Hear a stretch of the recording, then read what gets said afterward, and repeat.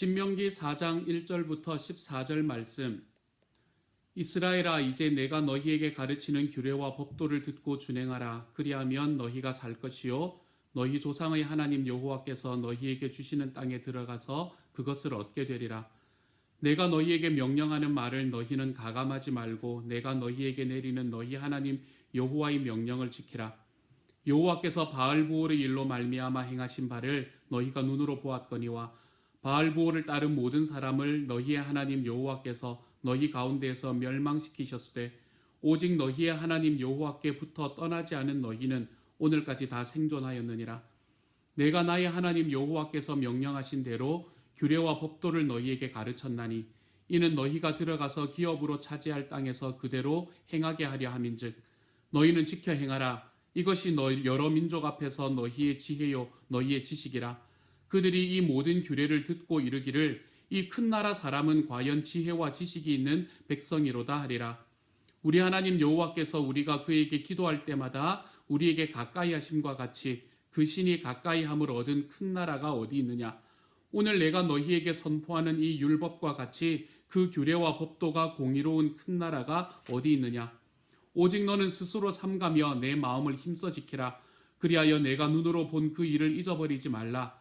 내가 생존하는 날 동안에 그 일들이 내 마음에서 떠나지 않도록 조심하라. 너는 그 일들을 내 아들들과 내 손자들에게 알게 하라. 내가 호렙산에서 내 하나님 여호와 앞에 섰던 날에 여호와께서 내게 이르시기를 나에게 백성을 모으라. 내가 그들에게 내 말을 들려주어 그들이 세상에 사는 날 동안 나를 경외함을 배우게 하며 그 자녀에게 가르치게 하리라 하시매 너희가 가까이 나와서 산 아래에 서니 그 산에 불이 붙어 불길이 충천하고 어둠과 구름과 흑암이 덮였는데 여호와께서 불길 중에서 너희에게 말씀하시되 음성뿐이므로 너희가 그 말소리만 듣고 형상은 보지 못하였느니라. 여호와께서 그의 언약을 너희에게 반포하시고 너희에게 지키라 명령하셨으니 곧 십계명이며 두 돌판에 친히 쓰신 것이라. 그때에 여호와께서 내게 명령하사 너희에게 규례와 법도를 교훈하게 하셨나니 이는 너희가 거기로 건너가 받을 땅에서 행하게 하려 하심이니라. 아멘. 오늘의 말씀에서 모세는 자기와 함께 있는 백성들에게 하나님께서 그들에게 하나님의 규례와 율법을 어떻게 주셨는가, 그리고 그 하나님의 규례와 율법을 행하여야 하는 이유가 무엇인가에 대해서 그들에게 설명을 해주고 있는 말씀으로 다가옵니다. 오늘의 말씀에서 하나님의 규례와 법도를 지켜야 한다라는 이야기를 하면서 모세가 들고 있는 한 가지의 사건이 있습니다. 그 사건이 바로 오늘 3절의 말씀에 나오는 바알부올의 일이라는 것입니다. 3절의 말씀은 이렇게 이야기합니다. 여호와께서 바알부올의 일로 말미암아 행하신 바를 너희가 눈으로 보았거니와 바알부올을 따른 모든 사람을 너희의 하나님 여호와께서 너희 가운데서 멸망시키셨으되 라고 이야기합니다. 여기서 나오는 바알부올이라는 이름은 그때 당시에 가나안 사람들이 섬기던 신의 이름이었습니다. 다시 말하면 우상의 이름이었다고 말할 수 있겠죠.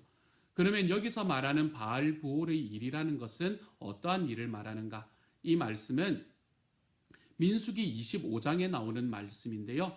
민수기 25장에서 시딤이라는 곳에서 모압과 미디안 여인들과의 성적 음행을 하는 이스라엘 백성들을 바라보며 하나님께서 그들을 심판하셨고요. 그리고 그 하나님의 심판을 통해서 하루에 24,000명이라는 사람이 죽은 사건, 이것이 바로 바알부올의 일이라는 것이 의미하는 바입니다. 여기서 이야기하는 사람들이 우상 숭배에 들어갔고 우상을 숨기는 사람들과 함께 연혼하고 그들과 함께 성적인 음행을 저지르다가 그러다가 하나님 앞에 심판을 받은 사건, 이 사건을 생각을 해보면 이 일을 일으켰던 사람이, 다시 말해서 하나님 앞에서 성적인 음행을 행했던 사람들이 하나님의 말씀을 알지 못하는 사람이 아니었다는 사실을 우리가 바라볼 필요가 있습니다. 이들은 모두가 하나님을 아는 사람들이었습니다. 하나님을 아는 사람들일 뿐만 아니라 하나님의 백성으로 부르심을 받은 사람들이었고 그들은 하나님 앞에 순종하겠노라 약속했던 사람들이기도 하였습니다. 하지만 이들은 하나님이 어떤 분이시고 그들에게 어떻게 다가오시며 그러한 하나님을 향해서 그들은 어떠한 삶으로 나아가야 되는지를 너무나 잘 알고 있으면서도 그들의 삶에서 그 일을 행하지 못했던 사람들이라고 생각을 하는 게 더 옳을 것 같습니다. 바알부올의 일, 다시 이야기해서 그 주변에 있는 사람들과의 성적인 음란함, 그 성적인 음행들이 자행되었던 그곳에서 일을 일으켰던 사람은 하나님을 모르는 사람들이 아니었다는 사실입니다. 하나님을 알고 하나님을 잘 알고 하나님의 백성으로 부름을 받은 사람들이었지만 그들은 하나님의 말씀을 지키고 행하지 못했던 사람들이기에 하나님 앞에 심판을 받을 수밖에 없었다는 것이지요. 이것을 조금 다르게 말하면 이들은 하나님께 드려야 하는 그들의 마음을 하나님 앞에 온전히 드리지 못한 사람들이라고 이야기를 할 수 있겠습니다. 하나님 앞에 드려야 하는 마음들을 온전히 드리지 못하고 그래서 하나님께서 정말 소망하시지 않는 길을 걸어감으로 인해 그들의 삶에서 힘들고 어려운 일을 겪었던 일이라고 할 수 있겠지요. 이들이 마음을 지키지 못하고 우상을 숭배하고 따라갔다라는 이 이야기로 우리가 생각을 해보면 오늘의 9절의 말씀에서 이야기하는 내 마음을 힘써 지켜라 라는 이 말씀이 왜 나오는지에 대해서 우리는 좀 더 분명히 알 수 있게 될 것 같습니다. 바알부올, 다시 말해서 시딤이라는 곳에서 그 바알부올이라는 우상을 섬김으로 인해 영적이고 육체적인 음란함으로 들어갔던 그 백성들과는 다르게 이제 하나님께서 약속하신 땅으로 들어가는 너희는 너희의 마음을 지켜야 한다. 그들의 마음을 지키지 못해서 하나님 앞에 심판받은 백성들과는 다르게 너희는 너희의 마음을 좀 지켜야 한다라고 이야기하는 말씀입니다. 성경에는 마음을 지켜야 한다라는 이야기가 이곳 한 군데만 나오는 것이 아닙니다. 특별히 잠언 4장 23절을 보면 우리에게 이렇게 말씀하고 있습니다. 그 무엇보다도 너는 내 마음을 지켜라. 그 마음이 바로 생명의 근원이기 때문이다 라고 이야기합니다. 우리의 마음을 지켜야 하는 이유가 그 마음이 생명의 근원이기 때문이다 라고 말하고 있는 본문이죠. 왜 마음이 생명의 근원이 되는 것일까요? 왜 우리가 그렇기 때문에 생명의 근원이 되는 마음을 지켜야만 하는 것일까요? 마음이 하는 일에 대해서 우리가 가만히 한번 생각을 해보면 마음은 참 많은 일을 하고 있다는 것을 우리는 바라볼 수 있게 됩니다. 첫 번째로 마음은 계획하고 결정하는 일을 감당하는 것이 우리의 마음이라고 이야기할 수 있습니다. 이것은 의지의 부분이라고 말해도 별 문제가 없겠죠. 내가 어떤 순간에 어떠한 결정을 하게 될 것이고 나의 앞으로의 삶을 어떻게 계획하는가, 이것은 우리의 마음이 하는 일이 될 것입니다. 두 번째로 슬퍼하고 기뻐하는 등의 일들을 마음은 하게 됩니다. 우리는 우리의 마음으로 슬퍼하고 우리의 마음으로 기뻐하게 되는 것이지요. 그렇기 때문에 마음은 우리의 감정을 담당하는 곳입니다. 우리가 하나님 앞에 또는 사람들 앞에 이 세상에서 우리들의 감정을 감당하고 우리의 슬픔과 기쁨들을 감당하는 곳이 바로 마음이다라고 생각을 할 수 있게 됩니다. 또한 마음은 기억하고 생각하는 일을 감당하는 곳입니다. 우리는 보통 기억하고 생각하는 일을 머리가 담당한다라고 생각을 할 때가 많습니다. 하지만 기억과 생각이 머리에 달려있다라는 것을 알게 되고 사람들이 그렇게 생각하게 된 것은 사실은 시간이 얼마 되지 않습니다. 실제로 오랫동안 사람들은 우리가 기억하고 우리가 생각하는 것이 다 마음에 있다라고 생각하며 살아왔던 시간이 훨씬 더 길었던 것이지요. 사람의 생각과 기억, 그것은 마음에 있게 됩니다. 우리가 마음이 더 많이 가는 일은 더 자세하게 기억하고 마음이 더 많이 가지 않는 일은 덜 자세하게 기억하는 것을 바라보아도 기억의 중심이 마음에 있다라고 이야기하는 것이 그리 틀린 말이 아니게 됨을 우리는 알 수 있게 됩니다. 또한 마음은 선과 악을 구별하는 일을 감당하는 것이 마음입니다. 이것은 양심이라고 이야기를 해도 큰 문제가 없을 것 같습니다. 내가 살아가는 삶 속에서 어떤 것이 선한 일이고 어떤 것이 악한 일인지, 내가 어떤 일은 해도 되고 내가 어떤 일은 하면 안 되는지를 결정해 주는 것, 그것이 바로 우리 마음의 일이라고 할 수 있게 되겠습니다. 이처럼 우리의 의지와 감정과 지성과 양심을 주관하고 그것이 들어있는, 그리고 이 모든 것들을 움직이는 그 출발점이 바로 우리 마음이다라고 이야기를 하게 된다면 우리는 마음이라는 것이 얼마나 중요한가라는 것을 깨닫게 될 수 있을 것입니다. 그래서 아까 잠언의 말씀은 그 무엇보다도 너는 내 마음을 지켜라. 그 마음이 바로 생명의 근원이기 때문이다 라고 이야기했는지도 모르고요. 오늘의 말씀 중에 9절의 말씀이 내 마음을 힘써 지켜라 라고 이야기를 하고 있는지도 모릅니다. 그러면 우리의 마음은 왜 중요할까? 우리에게는 왜 중요할까? 마음이 하는 일이 이렇게 많은데 그러면 우리에게는 이 마음이 왜 중요할까라는 것을 한번 생각해 보십시다. 우리의 마음이라고 말하는 것은 우리의 속사람이라고 말해도 큰 문제가 없을 것 같습니다. 우리의 마음이 우리의 속사람이기 때문에 마음이 우리에게 중요한 첫 번째 이유는 하나님이 우리를 판단하시는 근거가 우리의 마음에 있기 때문이다 라고 생각할 수 있게 됩니다. 하나님이 우리를 판단하시는 근거가 마음에 있다라는 것은 사무엘상 16장의 말씀, 그 중에서도 7절의 말씀에서 좀 더 특별하게 들려지는 것 같습니다. 이 말씀은 사무엘이 이스라엘의 두 번째 왕을 세우러 가라라는 하나님의 안수하러 가라라는 이야기하시는 하나님의 말씀을 듣고 이새라는 사람의 집에 갔을 때에 일어난 일 중에 나타나는 이야기입니다. 그는 사무엘은 엘리압이라는 사람을 바라보고 그 이새의 아들 중에 엘리압이라는 아들을 바라보고는 이 사람이 가지고 있는 그 풍채와 이 사람이 가지고 있는 그 아우라가 너무나 좋고 그의 마음에 들었기 때문에 이 사람이면 이스라엘의 왕이 될 수 있겠다라고 생각하게 됩니다. 그렇게 생각하는 사무엘에게 주시는 하나님의 말씀이 바로 16장 7절의 말씀이 되는 것이죠.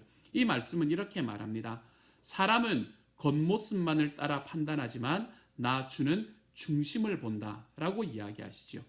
여기서 말씀하시는 중심이라는 것은 우리의 겉사람과는 다른 속사람을 이야기하는 것일 것이고요. 우리의 겉사람과는 다른 이 속사람을 말하는 이 마음이라는 단어와 바꾸어도 큰 문제가 없는 이야기인 것 같습니다. 그러므로 우리의 마음이 하나님 앞에 중요한 이유는 하나님께서 우리의 마음, 우리의 속사람을 통해서 우리를 판단하시는 근거를 삼으시기 때문입니다. 이것이 우리의 마음이 중요한 첫 번째 이유가 됩니다. 두 번째로 우리의 마음이 중요한 이유는요, 우리의 마음이 성령님이 주어지고 그 성령님이 거하시는 장소가 되기 때문입니다. 갈라디아서 4장 6절은 우리에게 이렇게 말합니다. 하나님께서 그 아들의 영을 우리의 마음에 보내주셔서 라고 이야기합니다. 하나님께서는 하나님의 영을 두시는 장소를 우리의 마음으로 선택하셨다라는 말씀이지요. 또한 에베소서 3장 17절은 이렇게 말합니다. 믿음으로 말미암아 그리스도를 여러분의 마음속에 머물러 계시게 하여 주시기를 빕니다 라고 이야기를 하지요. 하나님께서 그리스도를 여러분의 마음속에 머물러 주게 해주시기를 빕니다 라고 이야기하는 이 사도 바울의 말씀은 우리가 살아가는 삶 속에서 성령님이 거하시고 그리스도가 함께 하시는 곳이 바로 우리의 마음이다 라는 것을 우리에게 보여주고 있는 말씀이라 할 수 있겠습니다.